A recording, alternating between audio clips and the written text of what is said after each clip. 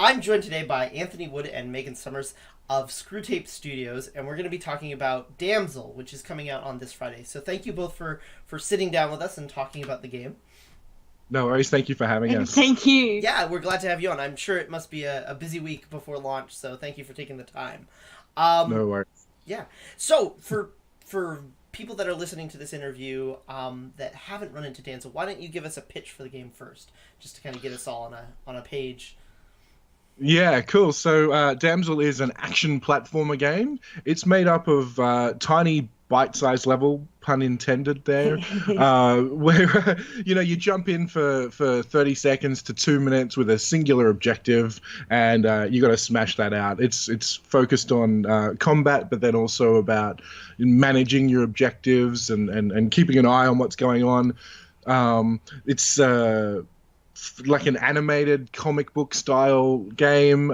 It's like a faux 3D. Yeah, it's a 3D world, but everything's 2D, so it sort of dips back into the plane like that. So it's a really interesting, sort of unique visual style. And yeah, it stars Damsel, and she's a vampire huntress, I guess. She works for the Department of Sanguinarian Affairs, and it's her job to keep the vampires in check. But it looks like there's a one of the vampire companies called Red Mist. They make a blood surrogate for the vampires that live on the planet. But it looks like they're putting in a secret ingredient, and that secret ingredient might be real human blood. So Damsel's been sent in to figure out what's going on and put a stop to it. Excellent. That's a fantastic synopsis.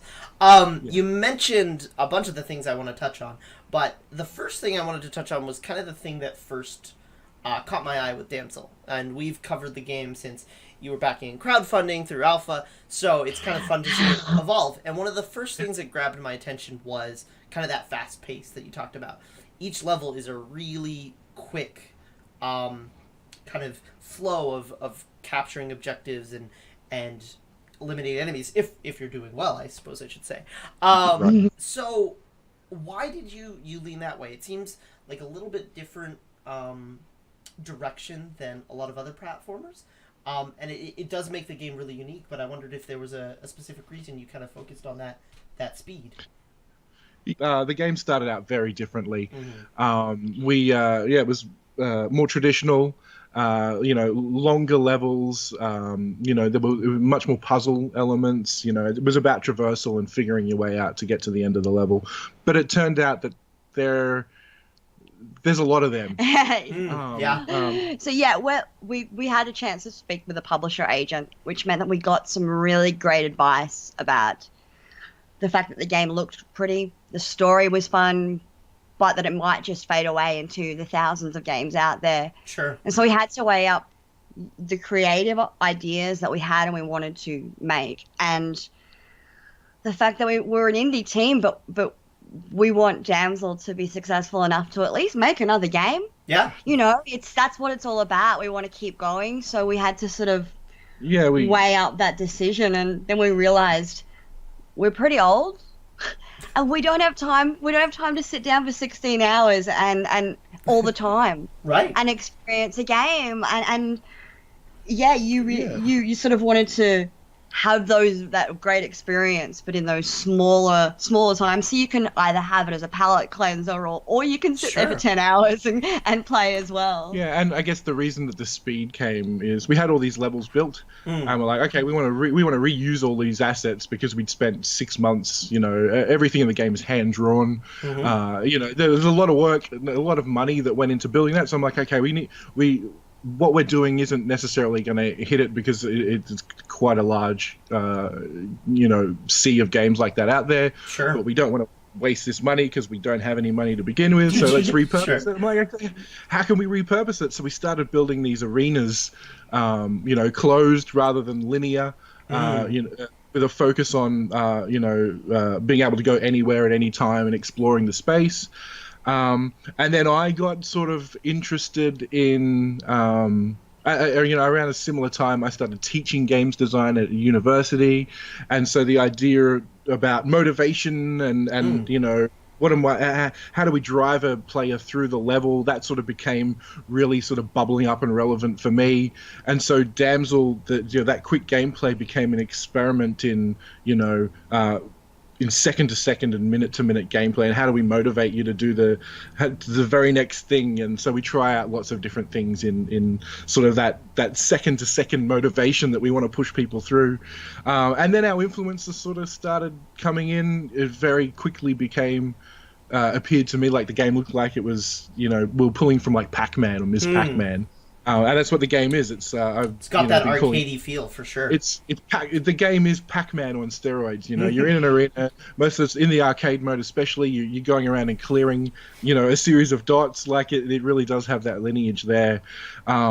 And then Meg really wanted to draw from Commander Keen, which was one of her platformer influences, and I wanted to draw from Doom, which is my sort of influence. Back in '93, that was the first big game that I got excited about. So the game really is this mashup of Commander Keen and Doom in terms of mechanics. It's about managing enemies, but it's also that fun, whimsical platformer. Yeah. Then, all drenched in this 90s teen angst that I think we both had. Yeah, that definitely comes well. It's it feels like for us it's our first album, and it's our influences sort of being thrown out there. Yeah. Yeah. Perfect. That was much bigger answer to that question. Yeah, no, that's great though. The other thing that you kind of already talked a little bit about, the hand-drawn art. And that really captured my attention too. And the game looks gorgeous. Looks like it's ripped straight out of a comic book, which I know from all your promotional stuff is very much your intent. And I wondered if that was kind of always the way you went with the game. If it was something that kind of coalesced early, or if it was something you fell into more. So, admittedly, originally, the pitch was a playable Saturday morning cartoon. Oh, yeah, okay. That was the thing. And then it became more comic booky over time. I think another big reason that we ended up going from that Saturday morning cartoon style more to comic book, maybe because I had always wanted... I'm a massive comic book fan. Yeah. And so this sort of... When I saw the style of the game at the very beginning, there was always this idea that we could make a comic at the end, like there are some great indie games that have released comics afterwards, and that was sort of this idea. And it just so happened that one of the two artists we just brought on board, Dave, is still, and he is a comic book artist. Mm-hmm. It's sort of, and he can do lots of things, and so knowing that was in his DNA as well, and then it's sort of that may have it meant that it was sort of in the conversation more as well.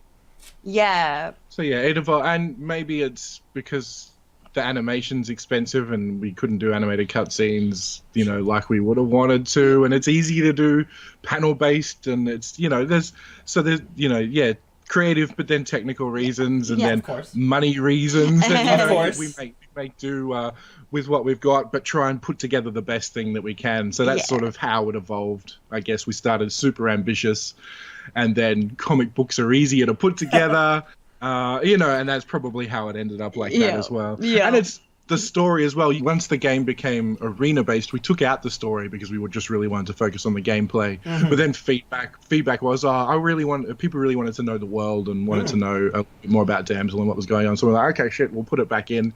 And so we wrote something new. So comics easier to edit, easier to change over time, easier to play with as missions change. The order changes. The game has 75 missions in it. And we've got a cutscene before every single mission.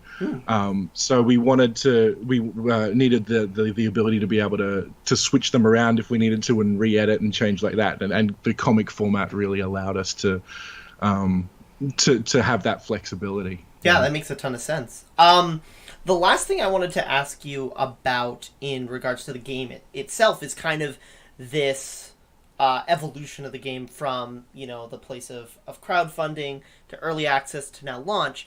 And I wondered if there was any kind of moments that stood out to you or particular elements of the game that changed in interesting ways. For me, it's the dash. Mm. It started out as you could only do it once, very minor time, very few amount of times. It was the charge time was quite long, the cooldown, but then it went to no cooldown at all. Mm-hmm. It's gone through iterations of it damaging and not damaging enemies. When you can dash, and now it's become this integral part of once you've gained enough combo, you can now lessen enemies' health with it, as well as it keeps that movement going around the screen. And I think for me, it's always been the most fun movement as well. Dash Yeah, I around, guess. yeah. Yeah. I guess about a year ago, I guess the dash it was out on its own. It was a move to make you move fast around the level, and that was cool, jumping around. But now, today, it's much more incorporated into the combat loop and the collection loop. Like the dash really does tie the traversal and the combat together. And it's that key that sort of you got to use your dash to get more skull. It's all about getting this big combo. You would collect these purple skulls as you're running around the level, and now you use that dash to farm more skulls out of enemies to weaken them, so it makes getting around quicker, but it also gets you more. It's this positive feedback loop that the dash is enabled for us. So it really has become an integral part. Yeah. It's probably changed the most, I think. Cool. Well, that's cool. Yeah. It's funny. It's always cool to hear which elements have changed in a game as it develops, because I mean, somebody, playing Damsel at this point would probably never think that the dash was the thing that has changed the most. So it's always kind of cool to be able to have that insight. So turning from talking about Damsel as a game and its evolution to your backstory, what is your guys' story? What is the story of Screwtape Studios, and how did you guys get started? So Meg and I have known each other for a very long time. We actually met during theatre school. Some years ago now. Which he finished and I didn't. And we became quite close then. And then a few years after that, theatre wasn't working out for me. You didn't graduate, so it wasn't really working out for you either. And we sort of both at the same time went, we'll get into games. That's fun. I've always been into game. I made my first game, I don't know, in 1990 or 1989 or something like that. As a kid. So I was, and I know Meg was really into it as well. Yeah. Not necessarily on the dev side as a kid, but playing. Yeah. And then we went to TAFE. What would you call that? Community college. Community college. Yeah, I guess that's the equivalent. And we spent a year there, and then I moved on to university and did software engineering for games, and Meg was lucky enough to get a job at Pandemic Studios. So I have always been, I played games so much as a kid. I had an older brother, so it was, I did a lot of watching people play games as well. Yeah, when we were younger. So yeah, when we were at college, it was, they were really into getting us into, if we didn't know what we wanted to do, we could go to uni if we wanted to be a programmer, but hey, get out, go get a job in the industry if you can. Sure. And Brisbane had, I think it was 8 or 9 companies at the time, different, including Pandemic and THQ and a couple of other big ones as well. And so I decided rather than studying anymore, I'd start applying for jobs and dive in. Yeah, and I was lucky enough to get a job at Pandemic. We were working on... I was lucky enough to have both of my first 2 games cancelled as well. And unannounced. So, and then I moved on to Chrome, which is a big Australian studio made Thai. And then over to THQ. And then the games industry collapsed in Australia. So we lost I did those 3 studios in 10 months. I was lucky enough to keep getting jobs at the time. And then Anthony was about to graduate and there were no companies left, pretty much. Yeah, there was no work, so we went, wow, well, it's now or never. We have to do it. So we made games for mobile games for a couple of years. Weren't really financial, but it was good for financially successful. But it was good for us to sort of figure stuff out, and find our place and learn some things. University doesn't really teach you anything about making games, even though they try and tell you that they do. So you have to, when you graduate, then you have to go out and learn how to do it. So that's what we did. And then we had a brief hiatus. We went and worked at a company named Defiant Development. They were responsible for Hand of Fate. I did the console ports for Hand of Fate when I worked there and made lead QA still on Hand of Fate 2. I was a sole tester on Hand of Fate 1, which was fun. So yeah, we worked with Defiant for a while, which was awesome. And then we went, okay, it's now time for us to jump in.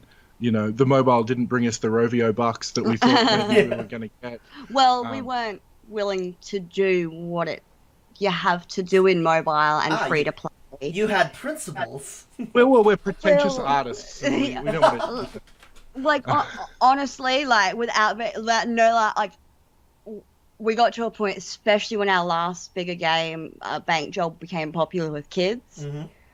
I became really uncomfortable. We both did, about the kinds of things that you end up doing, but it was probably because it was kids for me. Oh yeah. Like if it had been really popular with 25-year-olds, awesome. We'll spend all your money you want. But because that one was, it felt distant. It felt like we were a rock band and we decided to make K-pop, right? Because we thought it'd make us money, and we realized that we want to make rock music. We wanted to make something with a little bit more meat, which is console PC. Sure.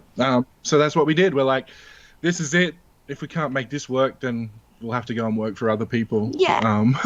So yeah, this was our last stab. That was 3.5 years ago, and so yeah, it's finally the day of reckoning. Yeah.